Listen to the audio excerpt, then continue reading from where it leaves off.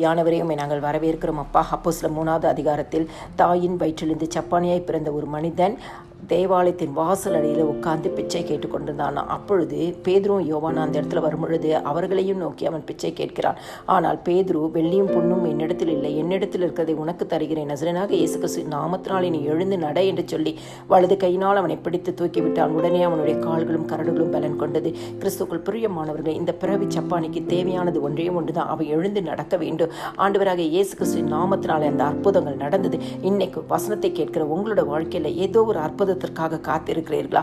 ஏதோ ஒரு தேவைக்காய் காத்திருக்கிறீர்களா? இந்த பிரச்சனைகள் முடிவு வருமா என்று காத்து கொண்டு இருக்கிறீர்களா? கண்ணீரின் பாதைகளில் நடந்து கொண்டு இருக்கிறீர்களா? வியாகுலத்தின் கட்டுக்குள்ளாய் இருக்கிறீர்களா? ஆண்டவரே, இந்த துக்கம் என்னை விட்டு மாறாதா என்று கதறிக்கொண்டு இருக்கிறீர்களா? உங்களுக்கு ஆண்டவர் சொல்கிறார், நசரேயனாகிய இயேசுவின் நாமத்தினாலே எல்லாவற்றுக்கும் முடிவு உண்டு.